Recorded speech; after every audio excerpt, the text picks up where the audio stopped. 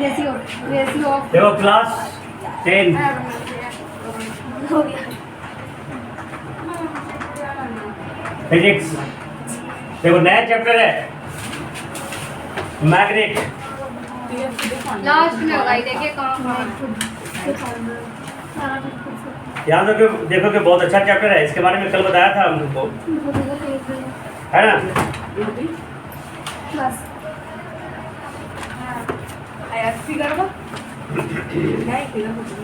Magnetic effect of electric current, second chapter क्या नाम है? Magnetic effect of electric current. Magnetic effects of electric current.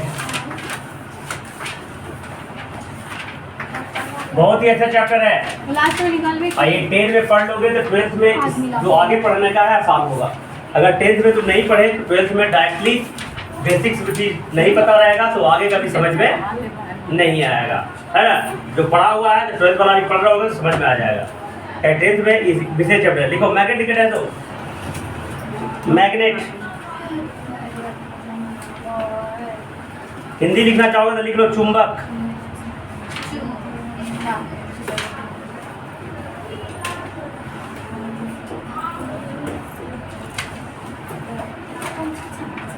लिखो the substance which attract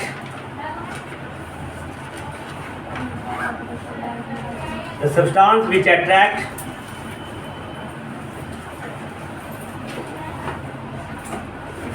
the substance magnet Hindi में चुंबक होता है।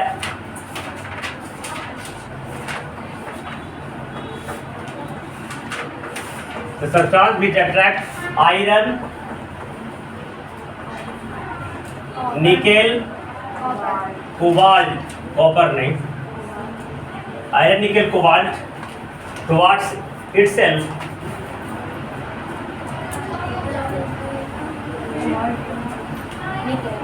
the substance which attract iron nickel cobalt है ना itself काटो है ना that the substance which attract iron nickel cobalt is called magnet, is called magnet।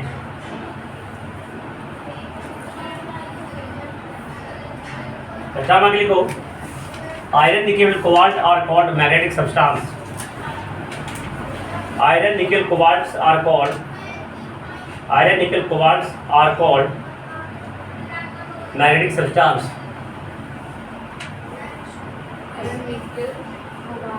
डिवाल्ट is called magnetic substance.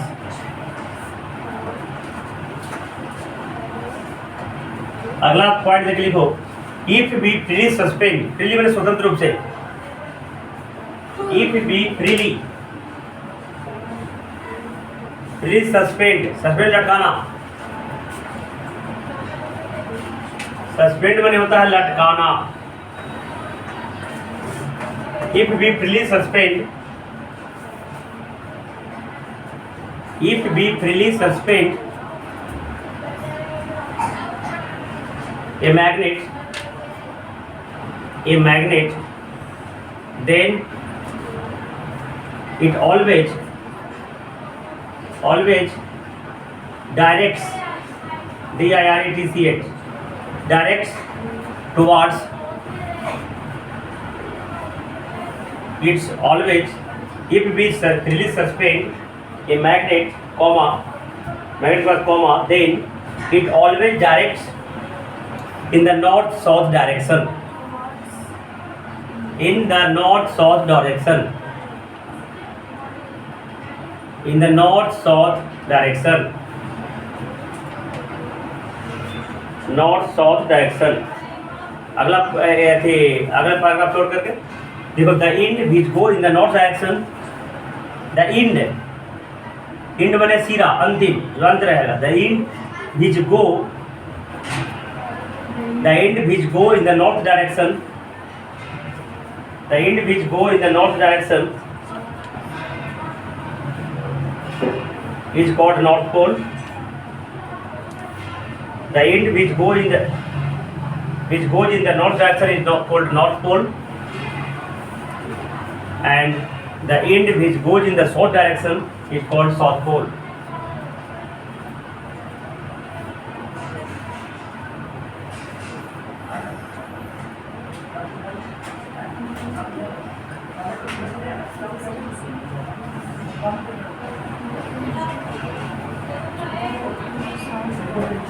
देख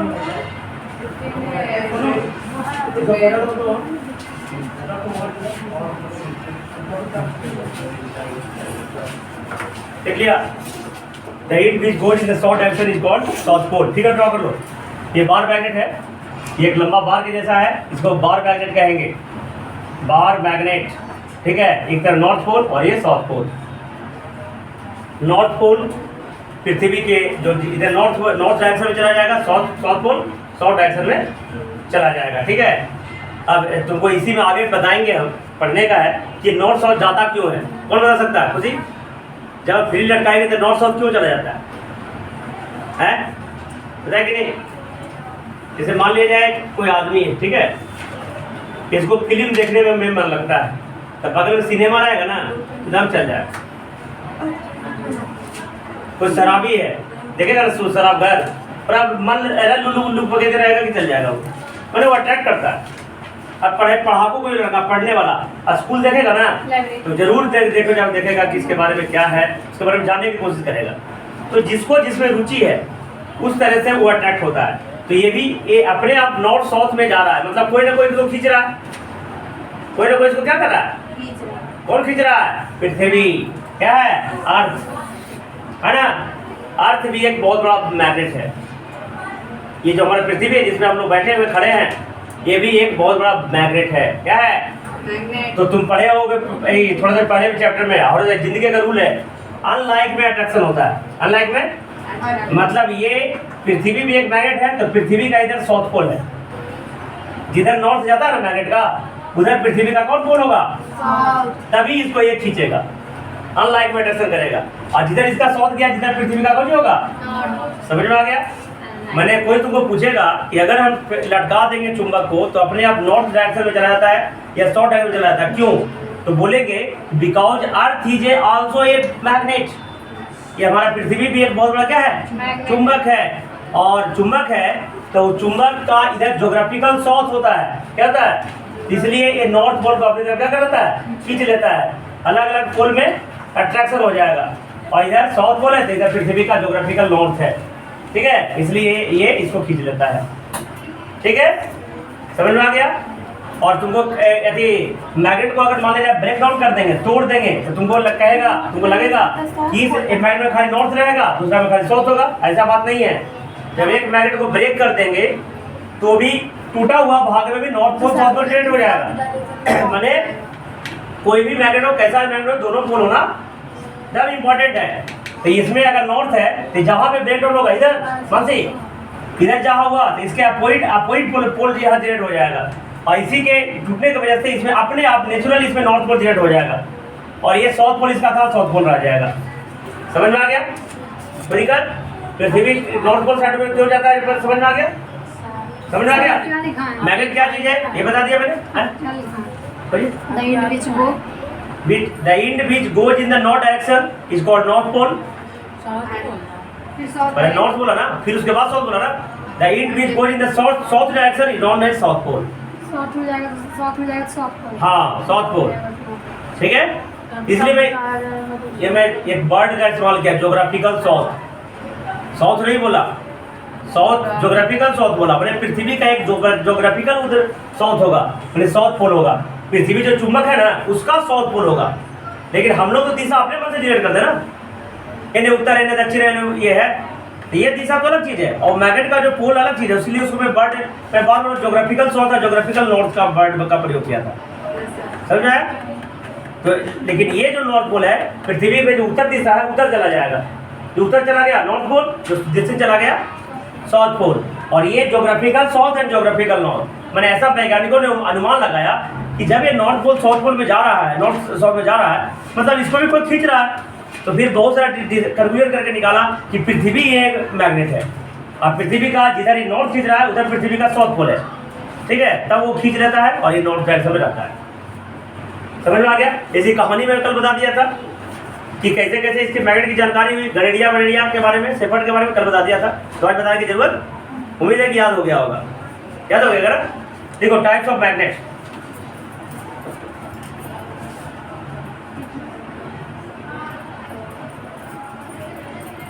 देखो there are generally two types of magnet.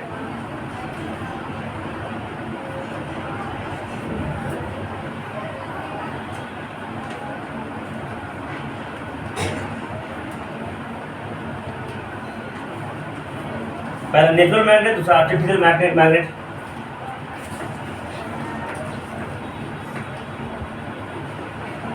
Natural magnet, दूसरा artificial magnet.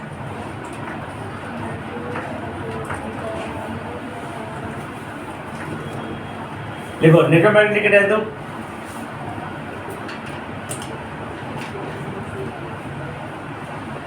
देखो the magnet which is found in nature, the nature which is found in the magnet which is found in nature, the magnet which is found in nature,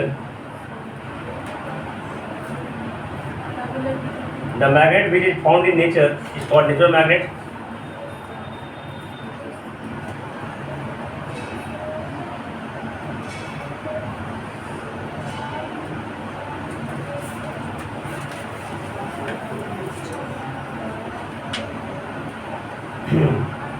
अगला आगे point देखें, natural magnet ये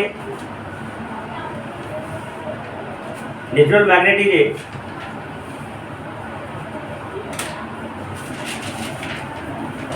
is a stone, natural magnet is a stone which is black grayish in color. Natural magnet is a stone which is black grayish in color.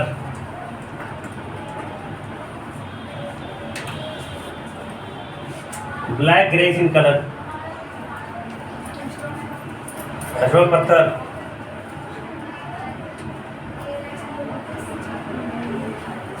ठीक है।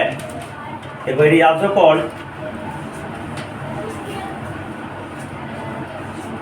called black stone, lodestone, leading stone। Natural magnet black stone भी कहते हैं, leading stone भी कहते हैं, है ना। ये लोड स्टोन भी कहते हैं, एक और किसिंग स्टोन भी कहते हैं। किसिंग स्टोन भी इस पत्थर को कहते हैं। अब देखो आर्टिफिशियल मैग्नेट। अच्छा, लोहा के 3 को अयस्क होता है, पता तुमको? आयरन देखते हो, आयरन में तो लोहा होता है। कोई भी मैग्नेट, कोई भी मेटल एक अयस्क से निकाला जाता है।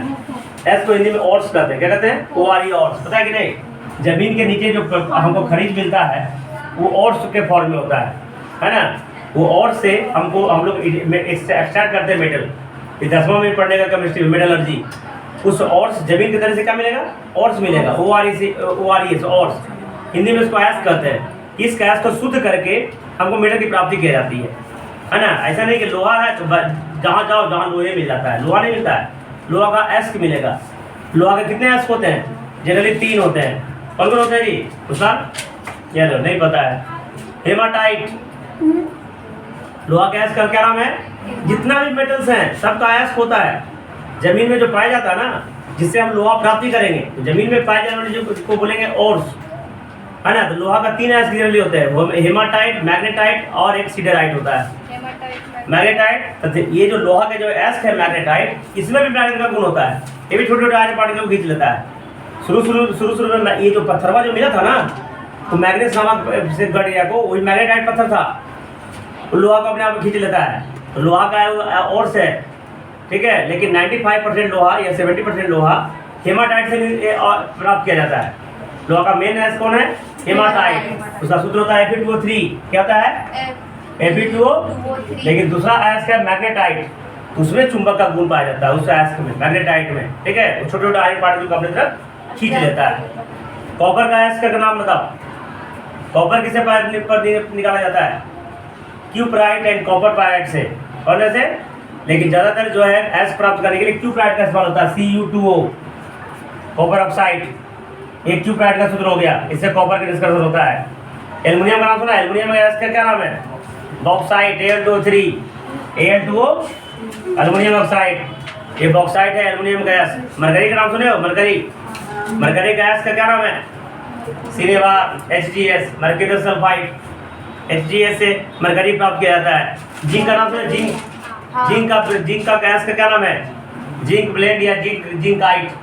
जिंक ब्लेंड का फॉर्मूला होता है ZnS और जिंक आयन का फॉर्मूला होता है ZnCO3 जिंक कार्बोनेट, इसे जिंक ब्लेंड। और भी जितने भी ये मेटल्स हैं, जितने भी मेटल्स हैं सब जमीन में शुद्ध रूप में पाए, ये इसके साथ गंदगी रहेगी, मैंने पूरा गंदगी मैंने कंकड़ पत्थर रहेगा, उसके साथ वो मेन जो एस्क है उसके साथ भी ऑक्सीजन का इम्प्योरिटी रहेगा या सल्फर का इम्प्योरिटी रहेगा, है ना, या तो कार्बोनेट का इम्प्योरिटी रहेगा। तो सबको अलग करके हम शुद्ध मेटल की प्राप्ति करते हैं, जो मेटलर्जी चैप्टर में डिटेल रूप में हम प्राप्त करेंगे।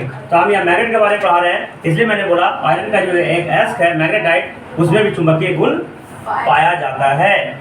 आर्टिफिशियल मैग्नेट लिखे हैं, आर्टिफिशियल मैग्नेट देखो, the magnet which is made by man, पढ़े में नहीं मन लगता है, पढ़ो। The magnet which is made by man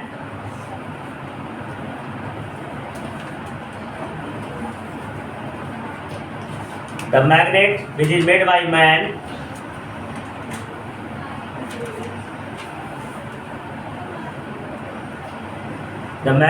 made by man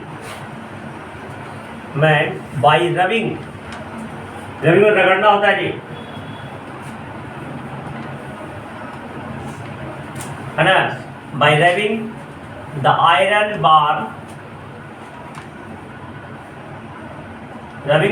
bar with natural magnet, भी यार सब सिंपल है, natural magnet,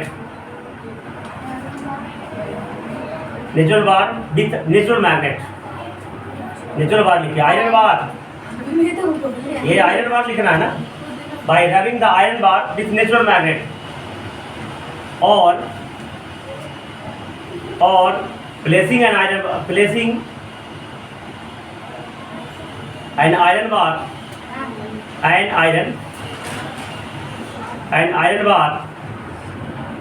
into a solenoid,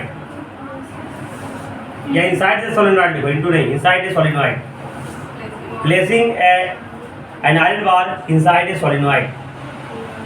solenoid इसमें आगे जाकर समझ में आएगा। solenoid क्या चीज़ है?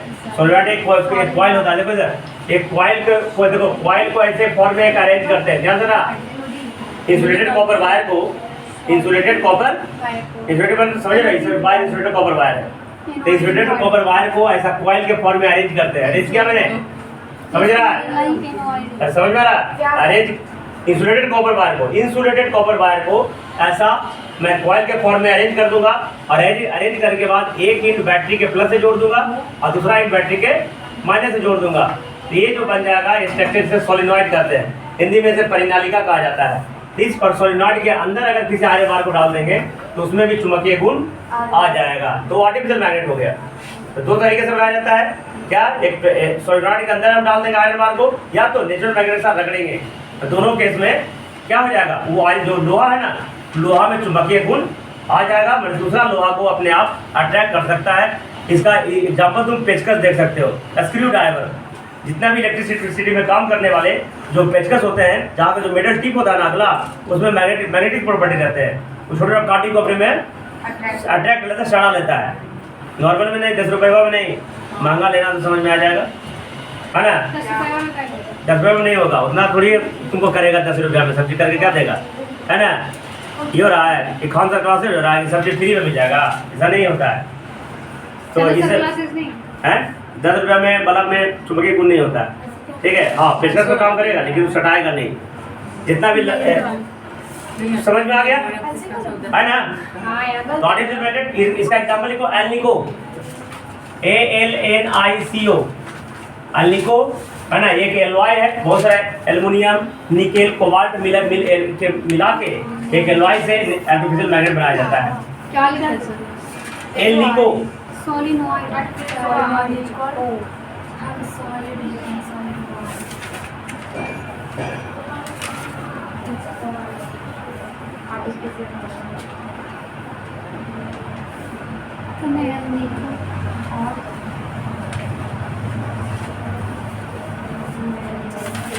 याद समझ आ गया। और एक पॉइंट लिखो, अब जो किताब की बातें तो हम आए नहीं, अपने मन से बता रहे हैं, समझा रहे हैं तुमको, ताकि मैग्नेट के बारे में समझ लो, तब किताब की बातें समझ में आ जाएगी। है ये ALAICO, एल लिखो। क्या आर्टिकल मैग्नेट क्या क्या मिला सर इसमें?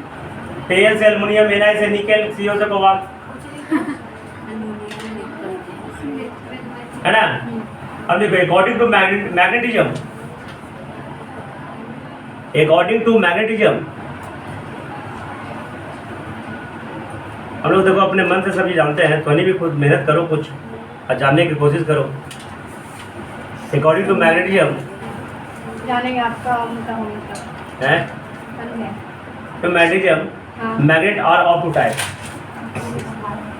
Magnet are of two types, magnetism magnet are of two types, magnetism और magnet are of two types. देखो पहले लिखो परमानेंट मैग्नेट, दूसरा टेम्पररी मैग्नेट। कौन सी बोले? पहला परमानेंट मैग्नेट,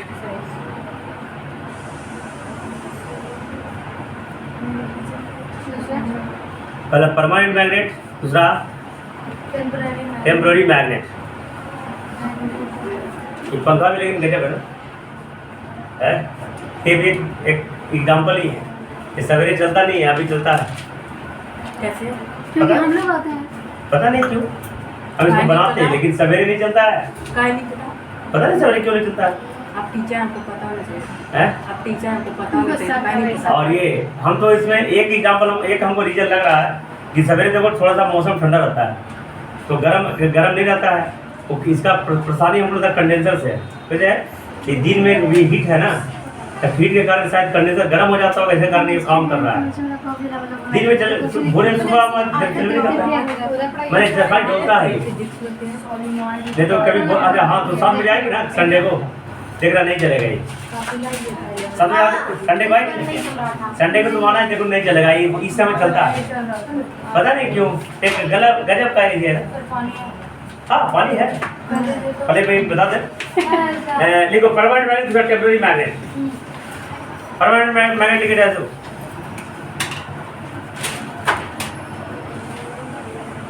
और सबका फेयर कॉपी बढ़िया बनाना है ना। पीडब्ल्यू पहले से बढ़िया नोट्स होना चाहिए मेरा।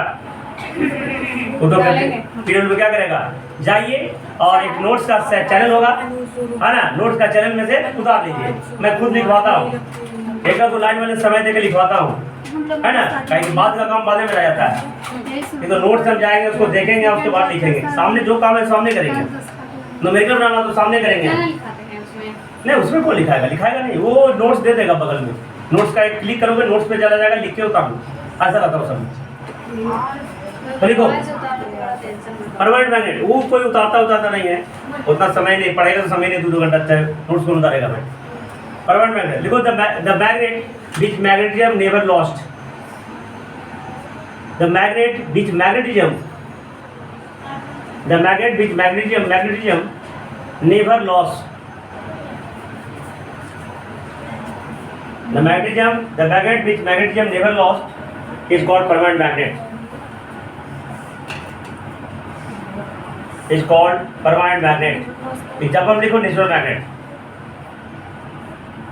एग्जाम्पल लिखो नेचुरल मैग्नेट।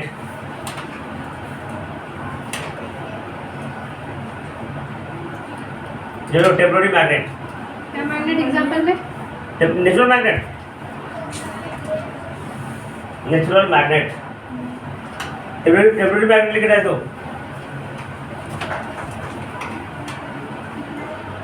देखो, the magnet which magnetism, the magnet which magnetism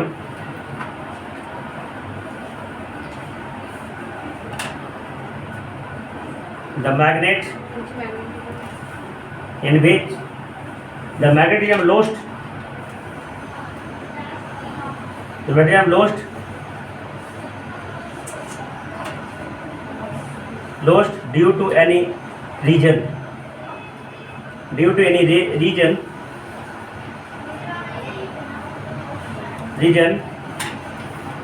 Baragamatic law, removing electricity,